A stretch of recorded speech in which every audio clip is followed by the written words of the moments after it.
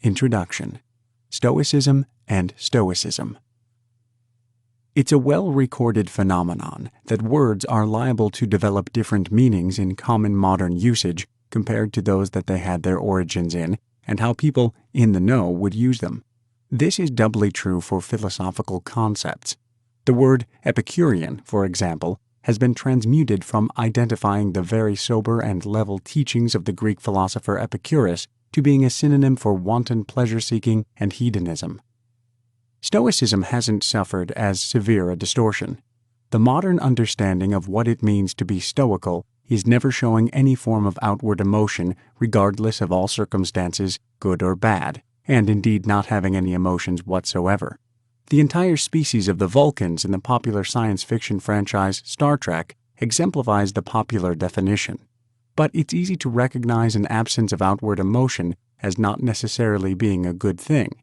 It is possible, after all, for someone to have a calm and blank exterior and yet be screaming inside.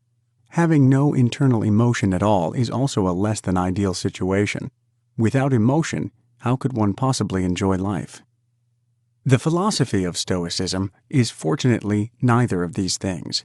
It is an ancient way of encountering the world that emphasizes building happiness and peace from within, refusing to allow external factors to disrupt that calm.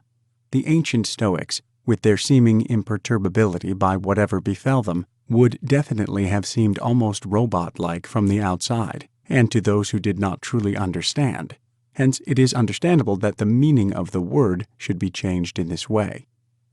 Being immune to the negatives and vicissitudes of life in this way is something we can all stand to benefit from.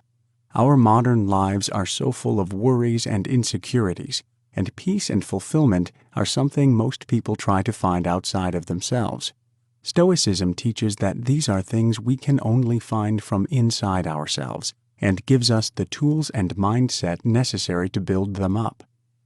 What this book will endeavor to do is to introduce the philosophy of Stoicism to the modern person, and make a case for how it can drastically improve our outlook and quality of life. It will begin with a brief retelling of the early history of Stoicism, followed by an examination of the mindset that Stoics employ, and the core tenet through which we interpret everything we come across. It will then move on to two extremely powerful practical exercises, one physical and one mental, by which we can gain control over our internal state. After that, it will give a rundown of some of the most powerful pieces of advice and implications of Stoicism as they have been passed down through the ages. Finally, because it is important to see the benefits of Stoicism in action, it will give some practical, more modern examples of people who have used it to overcome trials and adversity. And, because no single book could ever encompass the full breadth of Stoical wisdom, a short bibliography for the individual who wishes to explore further is given at the very end.